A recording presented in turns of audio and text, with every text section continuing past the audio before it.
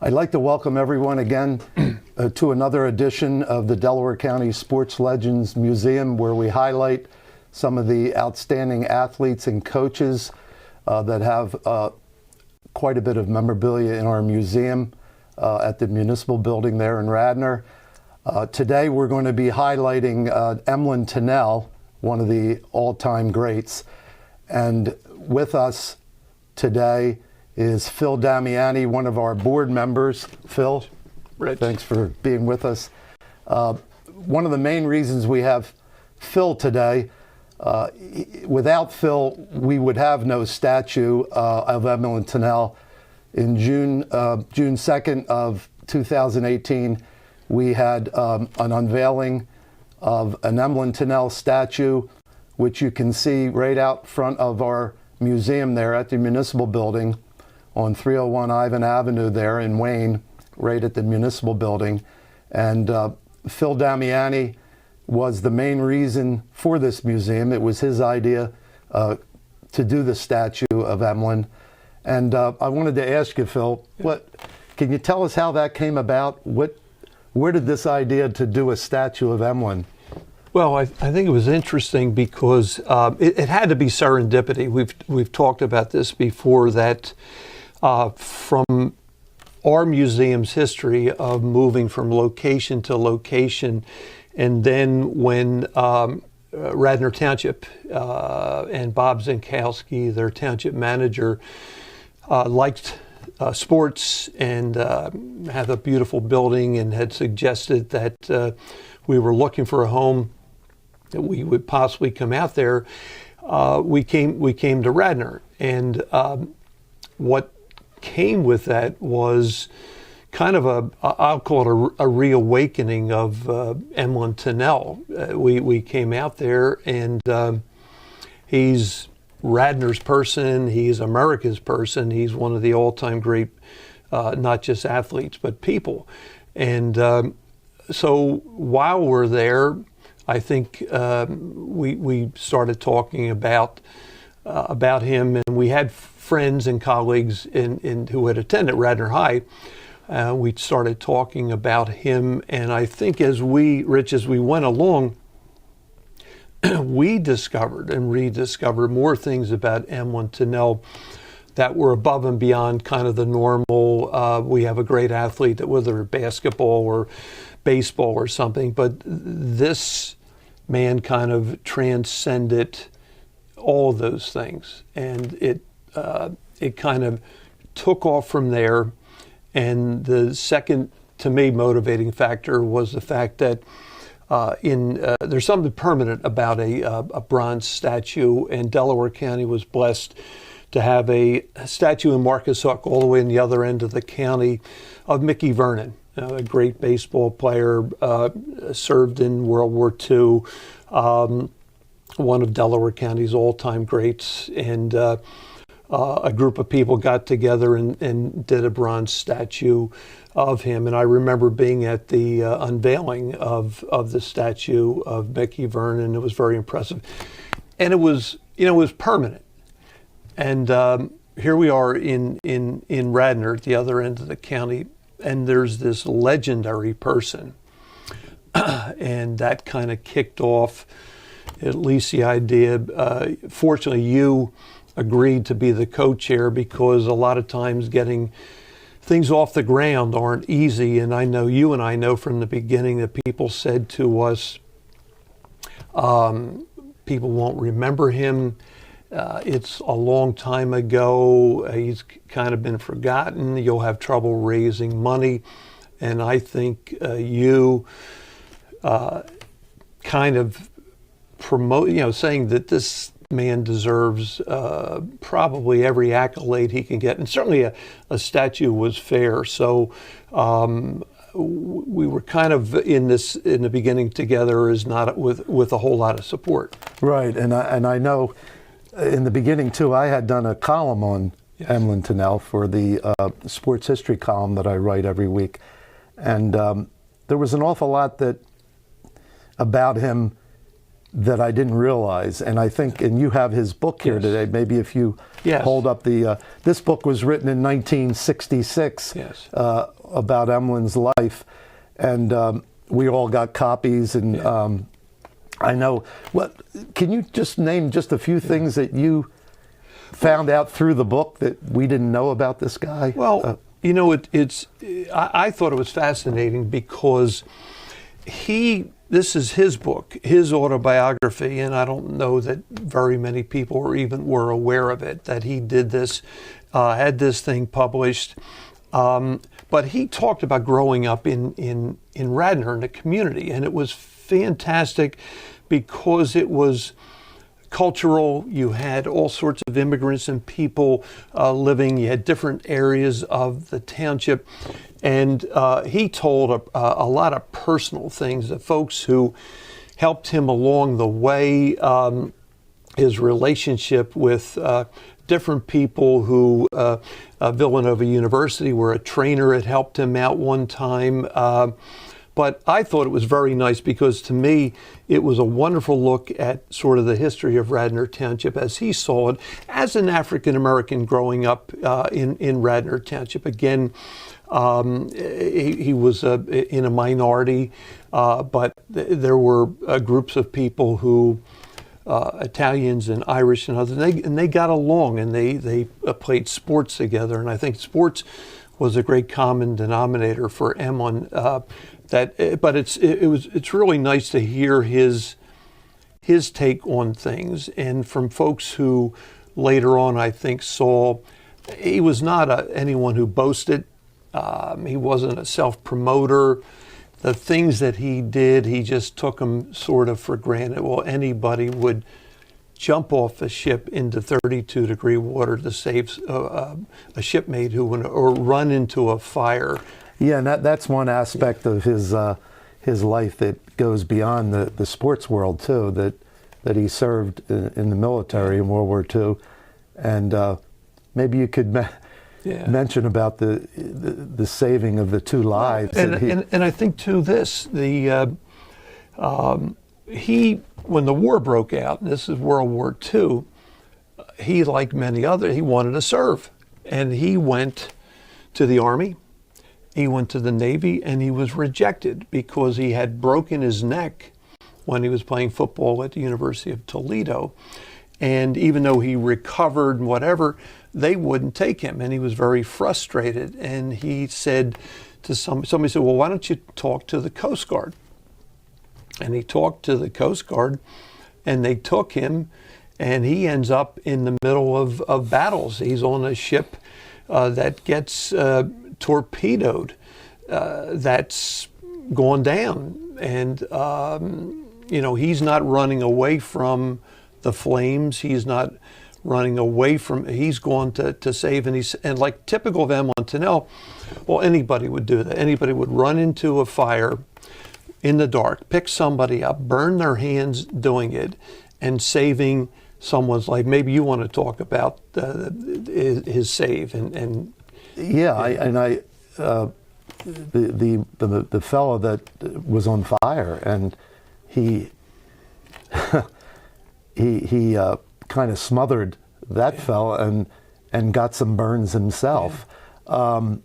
Very unique. I mean, he was a guy who, and I don't think it mattered to him what color you were or where you were from.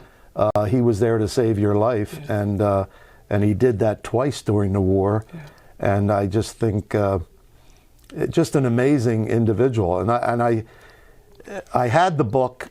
I had it for years. I forgot some of those stories, even when I wrote about him in my short column that I do every week. And I think we need to mention, too, that coming up in another year or so, they're going to name a Coast Guard cutter in his name, and which is another outstanding memorial to his. His life is getting momentum now. I think what's happening is we have some folks that are trying to work on getting a United States postage stamp to honor him. The Coast Guard are going to do that. This is a phenomenal kind of an event, and I know that Radnor and has done his park has been refurbished. There's a lot of nice things that are happening there. So good things are coming, and I keep thinking that we're going to hear more on the national stage about him. Our curator, Jim Van Koski, had kind of coined the phrase that Emlen was part of the Mount Rushmore of great athletes. And you and I would take it a step further and say great Americans, right. Because the things that he did.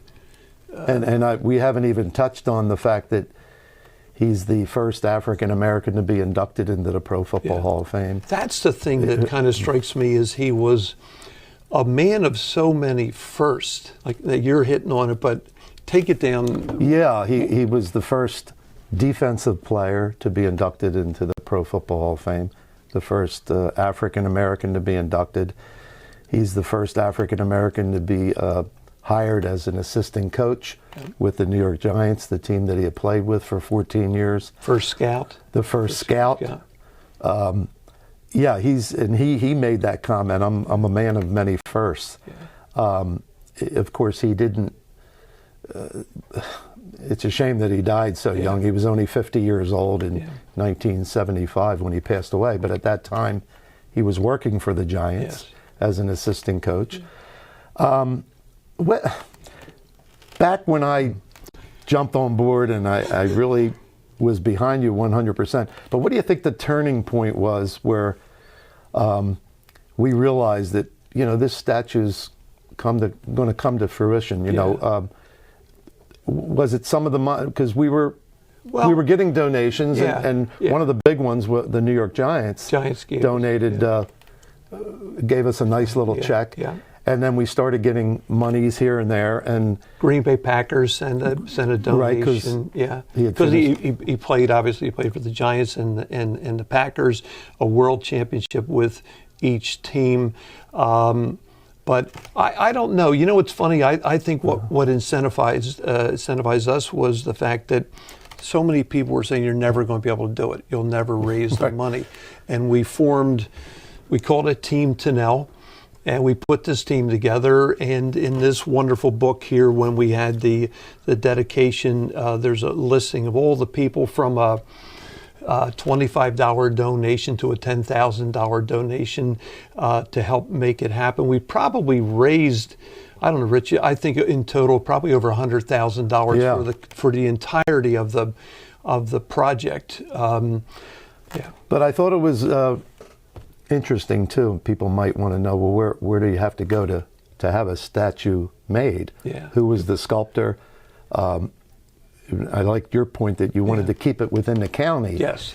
And the foundry that we used is right in Chester, which is part of Delaware County. That's a great point, because how ironic, or how important that our sculptor Jennifer Ferdakis Petrie teaches classes right here at the Wayne Arts Center, a local person from a fabulous family of sculptors, legendary sculptors, and one of the few female sculptors that really what she did and what she put into meeting with family and meeting and looking at studying him. And you can remember at her studio when we would go and look as she did the maquette, and she would modify it.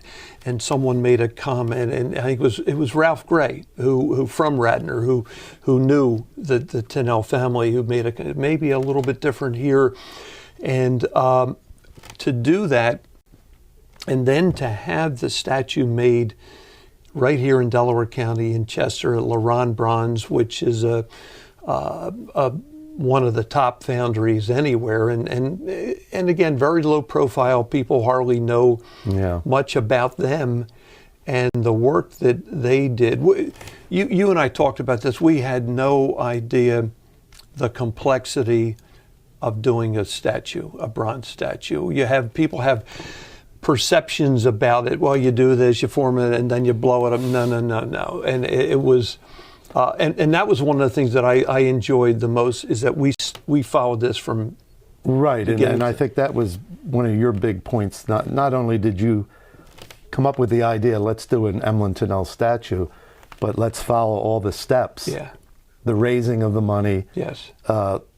The sculptor, as she goes along and makes changes to the piece of sculpture that you see right here. This is one of the miniatures that we had made, and then the whole process. I knew nothing about the process of making a and when statue. that was why I think it was important that we tried to document everything. We had a gentleman, Chuck Weems, who photographed everything, and Chuck was a military veteran, and he was an African-American gentleman who played semi-pro football and had a lot of great connection, I think, to Emlen Tunnell. He was a defensive back, and so Chuck became our official photographer in every step. So if someone ever wanted to look at the making of a statue, I think we pretty much covered every point along the way. Yeah, and we did hit some bumps in the road, and it reminds me of some of the bumps in the road that Emlen came in contact with, that he mentions in the book. Yeah. And I know one of them, and you know the story, the first paycheck he got from the Giants, he went to a bank. Can you tell them that story? Right. Yeah, that's right. He got his paycheck, and he went to this bank, I guess where he was sent to, and they wouldn't cash his check. They wouldn't deposit. They couldn't understand this African-American guy who's coming in claiming to be playing for the New York Giants. Right. And the thing I liked about Emlen was he kind of handled the situation. But when he officially then he went to another bank. Yeah. You know, and that's sort of the way I think that he dealt with the times and racism. He mixed with everybody, but it's when he would see evidence of things, he sort of had his way of handling it, and he knew, and he could read people really well. And maybe the people don't realize that when he did get to the Giants in 1948, he was the only African American on the team. Yeah. So back then, it was tough for him. He was constantly running into discrimination, racism, like you said. And he did handle it really well. He ended up playing in the NFL for 14 seasons. Yes. He ended up the last couple of years with the Green Bay Packers, who incidentally played the Philadelphia Eagles in the 1960 championship game, and it was the Eagles had a player named Ted Dean who also played at Radnor High School, and Emlen was a Radnor High School graduate, and they played against each other in that championship game. Rich, but how about when, now Vince Lombardi was pretty savvy, and Vince Lombardi, when he left the Giants and went to Green Bay, he talked Emlen into going with him to Green Bay. Now this was going from New York City and a whole bustling, different kind of life. And Emlen would often go to Harlem to clubs and things, and he'd be with Jackie Robinson and boxers and Sugar Ray Robinson and other people. And now he's asking him to go to Green Bay, Wisconsin in the cold. I think the quote by Emlen was, in New York, I was the only black on the football team. In Green Bay, I was the only black in the whole town. I think he said the population doubled the African American when he got there. But you know, he had confidence. Lombardi knew he was the one guy who he could take with him to kind of break some barriers and could do something. He knew his character. He knew what he had been through. But that was a big move for Emlen Tunnell to go there. But yet he experiences the championship in 56 and then in 61. But I thought it was interesting that he transitioned so nicely into a scout, an assistant coach. Right. He surely, I think, was on his way to everything you could do, the first Right. of everything. Would he maybe have been the first head coach? He had a way with people, and he had respect because of all the things he had accomplished. And you had, at that time, more black players coming into the Yes. NFL, and I Yes. think the Giants knew that by having a black assistant, he could work with those younger Yes. players and Yeah. relate to them. Yeah. I think one thing I wanted to touch on too, and it's in the book, he had quite a bond with Charlie Connerly, the quarterback. And can you tell them, there's a couple stories about him going up to Harlem? He took Charlie Connerly with him, and Charlie played at, was it Alabama? Where did he play at college? Alabama? Yeah, I know it was one of the southern schools. It was a southern school, and he was, it was two completely different cultures and backgrounds, and they became very close friends. And Emlen took him to Harlem with him, and to some of the clubs and things, and that to me was sort of the really defining who he was, that he could bring people together. He could mix with all kinds of groups. He didn't like bias, racism things. He had his own way to deal with stuff. He was a strong man. He was strong-willed, that he could really grow up in those times and do the things. It's such a shame that we lost him so young, that there's so much more that I think that he could have done and could have been recognized for in his life and career. But he played it down. That's the thing to me, that you see people who are, I don't want to say exaggerating on things that they've done, but he never did that, and yet he could have been doing all kinds of things beyond marketing. In today's world, if you thought about Emlen Tunnell in today's world, the contracts, the branding, the things that would have done. And it's a shame, I guess, with baseball being a more popular sport than football back then. He's not on Mount Rushmore. I mean, you have Bill Russell was the first black to be inducted in the Basketball Hall of Fame, and Jackie Robinson for baseball. Emlen's the first black for football. An awful lot of people just don't know him. It's the funniest thing, because a lot of times we'll go around and we'll be talking and we'll mention, and they'll say, you've got that, your statue of that Tunnell guy. Tunnell. And you sort of shake your head. But I think it's exciting that it's awakened some things, and especially what the Coast Guard are doing. I think when that ship is commissioned, and we'll be on a trip, we'll follow everything with that. But it's stunning. And we have a street in Radnor. Yes, and Radnor has. We'll hopefully get a stamp. Yes. And you've always said, and I wanted to end with this, that why not retire his number like Jackie Robinson's number has been retired? And I would say this to anybody who has a chance to watch this show, is that if you think about this, his could be the one number, the first number retired from the NFL for all teams. Right. Take number 45 and put it where it needs to be. And let's put that away. And maybe have a day where people could then wear it, but bring him where he should be. Right. That's, we'll see. We've reached out to people. It's hopefully that'll happen someday. And we can only hope. We've done our part. We have a beautiful statue right outside the municipal building where we house our museum, and I think anyone who is interested, you need to come to the museum. There's a lot of great artifacts, sports memorabilia from a variety of coaches and players who really have made Delaware County as rich in sport history as it is.